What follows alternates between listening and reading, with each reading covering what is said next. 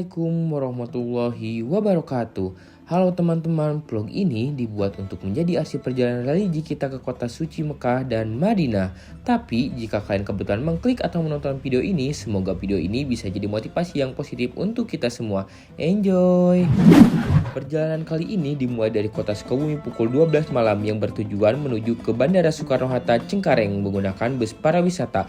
Alhamdulillah pukul 3 malam kita sampai di Bandara Soekarno-Hatta. Oh iya, penerbangan kali ini kita menggunakan maskapai Lion Air. Tadinya kita akan menggunakan maskapai Saudi Airlines, namun karena ada beberapa hal, pihak travel mengganti maskapai penerbangan kita menjadi Lion Air A330. Setelah sarapan pagi dan menunggu beberapa jam, akhirnya kita dipanggil untuk melakukan boarding. By the way, di sini Bella udah punya teman baru loh, namanya Teh Astri. Penerbangan kali ini dijadwalkan pukul 8.25 pagi. Kita pun mulai memasuki pesawat pukul 8.07 pagi. Oh iya, FYI aku di sini mempunyai aerophobia, di mana aku punya ketakutan yang lebih ketika naik pesawat. Hal ini dikarenakan pada saat umroh pertamaku pada tahun 2014, ada kejadian di mana pesawat yang aku tumpangi mengalami turbulensi yang amat kencang.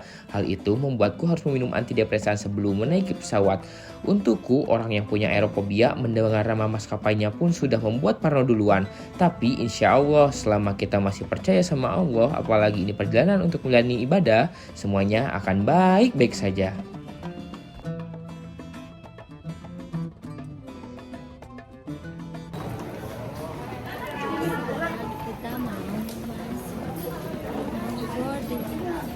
Boarding, take off, boardingnya udah tadi. Di tengah suasana hatiku yang tegang dan Bella yang tertidur pulas, kita berangkat menuju Bandara Internasional King Abdul Aziz di Jeddah. Perasaan masih takut kan? Udah mendingan.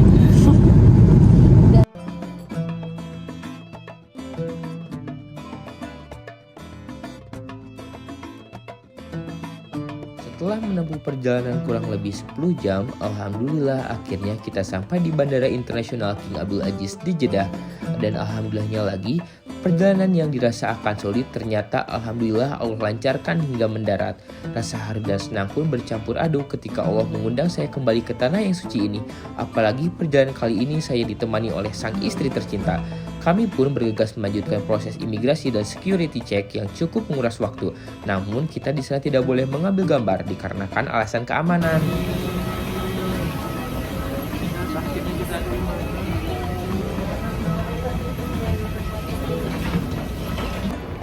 Iya, beres. Lagi jalan. Sorry. Bisa lihat ini. Hayya. Proses imigrasi dan lain-lain pun selesai. Kita lanjutkan perjalanan darat sejauh 383 km atau bisa ditempuh dengan waktu kurang lebih 6 jam menuju kota suci Madinah. Ditemani sunset yang indah di Laut Merah dan lantunan talbiyah dari para jemaah membuat hati terasa campur aduk. Rasa tak sangka bisa menginjakan kembali ke tanah sucimu lagi, ya Allah.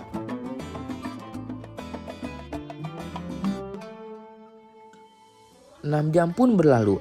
Akhirnya kami sampai di kota Madinah pada pukul setengah 12 malam dengan suhu 15 derajat Celcius, suhu yang cukup dingin untuk kita yang tinggal di Asia Tenggara. Kami pun melanjutkan istirahat di hotel karena nanti subuh kita akan bergegas untuk melakukan sholat subuh pertama kali di Masjid Nabawi. Masya Allah.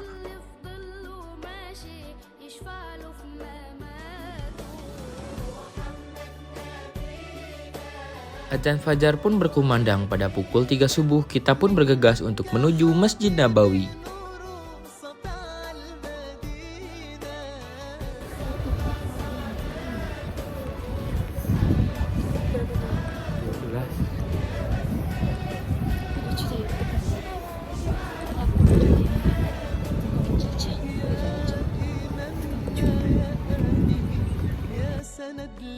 Sudah memasuki halaman Masjid Nabawi, kami pun terpisah.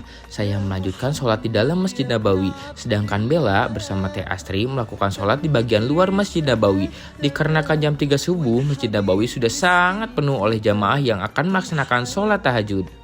Karena waktu sholat subuh masih lama, yaitu sekitar jam 6 pagi, saya pun memperbanyak zikir dan sholawat diselingi doa dan rasa penuh syukur karena nikmat yang sangat luar biasa yang telah Allah berikan kepada saya dan keluarga. Alhamdulillah setelah menunaikan sholat subuh, kita pun bertemu di halaman masjid. Sembari menunggu waktu sholat duha, kita menyempatkan bersuah foto terlebih dahulu di halaman Masjid Nabawi. Masya Allah, sunrise ini mungkin sunrise terindah yang pernah saya lihat. Sekarang kita lagi nungguin payung kita. Sini, bagus. Sekarang udah jam 7:30 masih belum buka. Sangat aman kan? Iya, sama Masih dingin. sama orang Pakistan. Udah mati.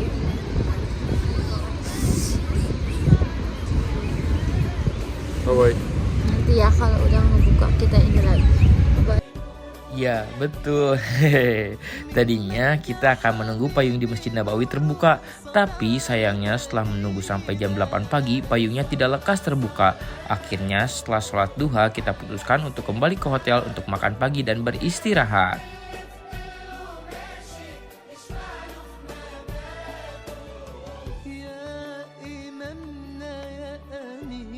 يا سند للمسلمين يا حبيبي يا محمد يا ابن عبد الله تمت الرسالة تمام والحبيب مسك الختام طول حياتي وفي صلاتي بدعى أصلي ورا. Sekitar pukul 10 pagi setelah selesai makan dan sedikit beristirahat, saya, Bella, dan Teh Astri kembali menuju ke Masjid Nabawi. Rencana kami hari ini yaitu berkeliling-keliling sekitaran Masjid Nabawi sembari menunggu waktu azan duhur.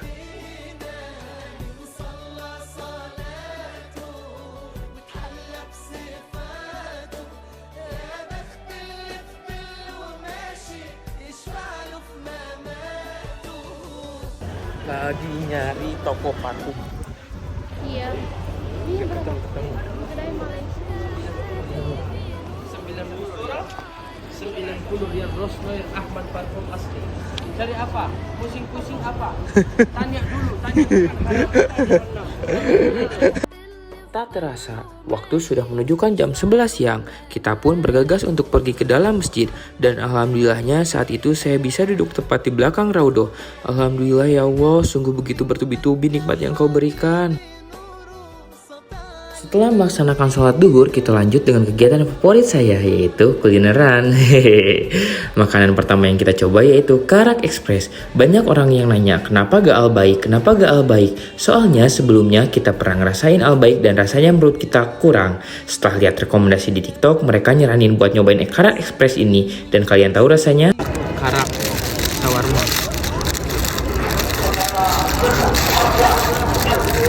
Bismillahirrahmanirrahim.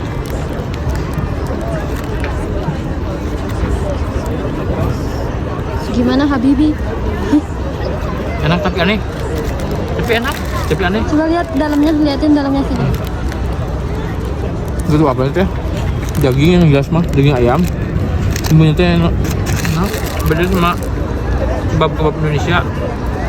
Kalau di Indonesia namanya kebab, kalau di sini namanya shawarma.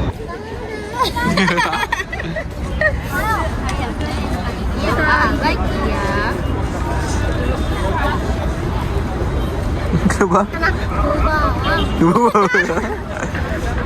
Bayar. Iya.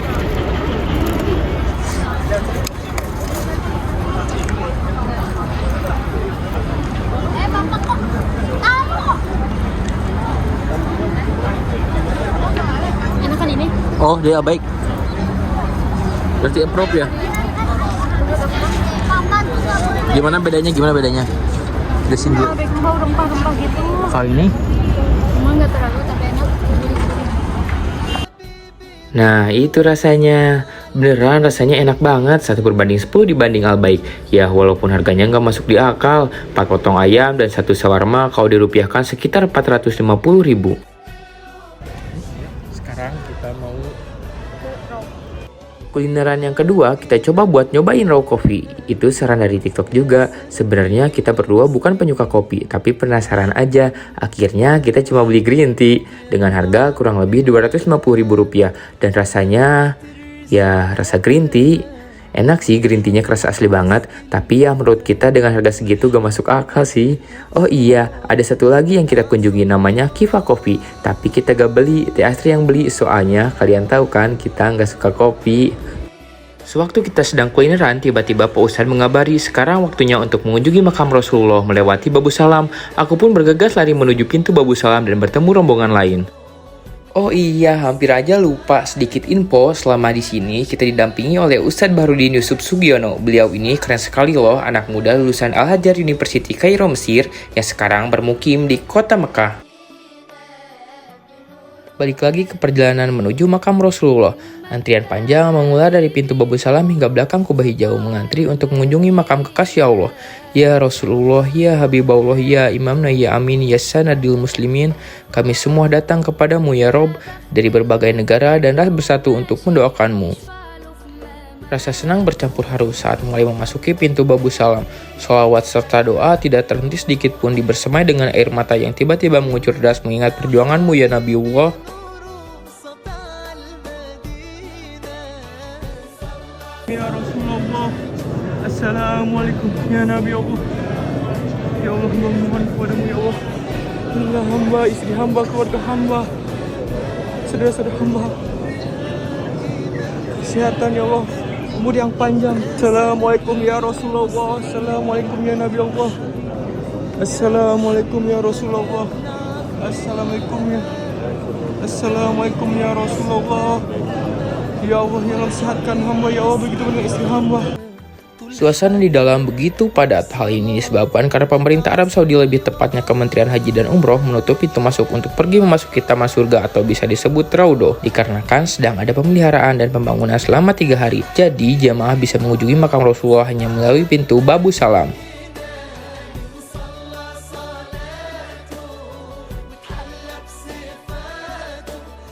Selesai mengunjungi makam Rasulullah, saya pun bergegas untuk melakukan sholat asar karena sudah masuk waktu asar. Setelah sudah melaksanakan sholat asar, saya pun kembali ke hotel untuk beristirahat. Di samping hotel, saya melihat seekor kucing yang terlihat kelaparan. Kebetulan di dekat hotel ada minimarket yang menjual makanan kucing. Saya pun bergegas untuk membelikan sedikit makanan kepada kucing tersebut. Selagi memberi makan kucing, datanglah seorang sembari membawa sapu dan pengki. Kepada saya, dia menanyakan saya berasal dari mana, dan saya pun menjawabnya. Kita pun mengobrol sambil bercanda dan sekali tertawa karena saling keterbatasan bahasa. Hello brother, hello Haji Abbas. Hello Haji Abbas. Okay, thank you.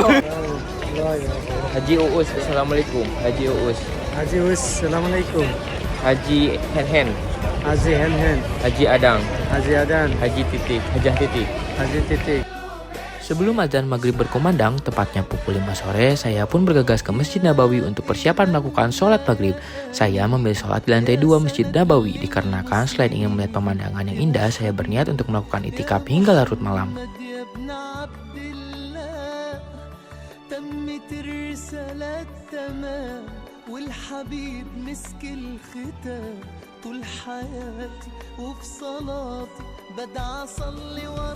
Setelah itikaf tepatnya pukul 11 malam, saya pun memutuskan untuk menuju ke hotel untuk beristirahat sembari mampir ke toko-toko yang ada di pinggiran hotel untuk melihat siapa tahu ada buah tangan yang bisa saya bawa ke Indonesia. Sesekali saya pun bercanda dengan pegawai tokonya.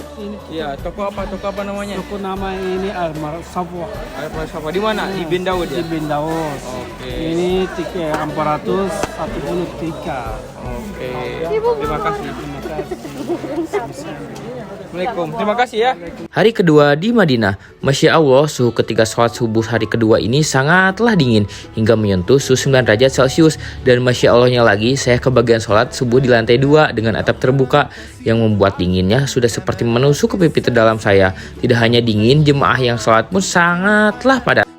Setelah sholat subuh, saya pun bergegas menuju hotel karena hari ini di Trinity kita ada jadwal untuk melakukan city tour sekitaran Madinah. Ada beberapa tempat yang kita kunjungi, tapi sayangnya kita tidak mengambil video di beberapa tempat itu dikarenakan terlalu fokus mendengarkan penjelasan dari Mutawib. Tempat pertama yang kita kunjungi adalah Jabal Uhud. Jabal Uhud.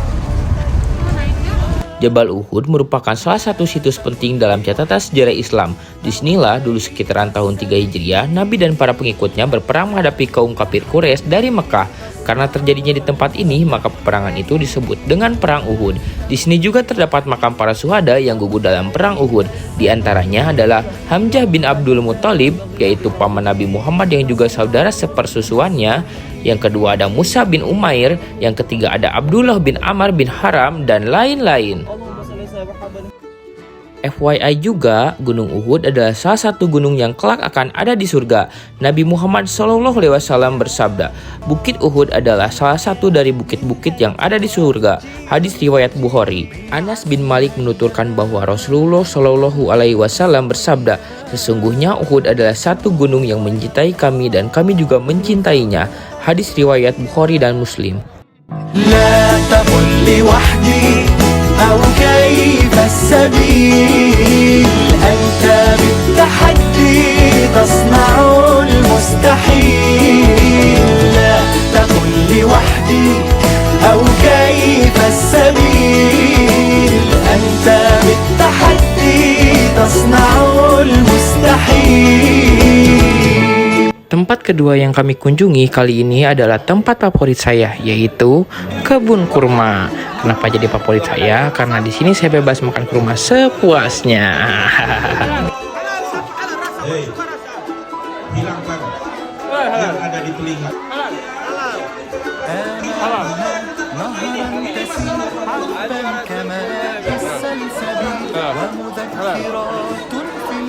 Alhamdulillah, selama trip di tempat kedua ini perut saya terasa kenyang. Setelah kenyang nyemil kurma, saya pun mencoba bakso yang dijual di kebun kurma dengan harga 80.000 satu porsi. Kuah bakso yang hangat sangat cocok untuk cuaca dengan suhu 15 derajat ini. Masya Allah.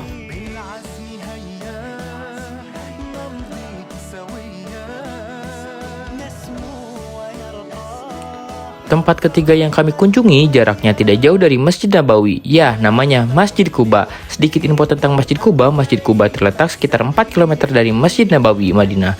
Masjid ini dipercaya sebagai masjid pertama yang dibangun oleh Nabi Muhammad SAW. Di masjid ini juga pertama kalinya dilaksanakan sholat berjamaah secara terang-terangan. Tapi sayang, di Masjid Quba ini kita tidak mengambil video karena waktunya yang sangat singkat. Di sana kita manfaatkan untuk melaksanakan sholat sunnah tahiyatul masjid.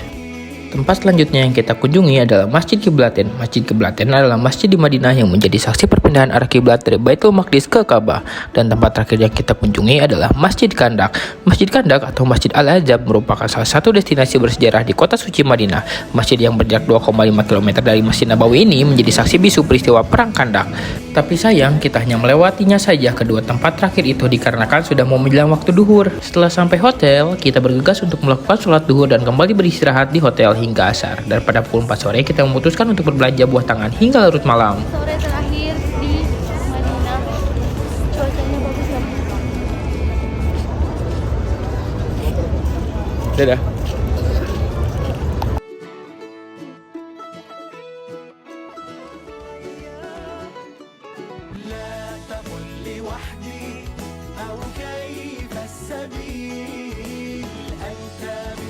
Oh iya, di salah satu toko saat kita sedang melihat-lihat, salah satu pemilik toko yang bernama Amar merangkul pundak saya dan menyuruh saya untuk memilih sejadah yang saya suka. Tidak tanggung-tanggung, Amar memberi sejadah kepada saya dan bela sebanyak 3 buah. Masya Allah.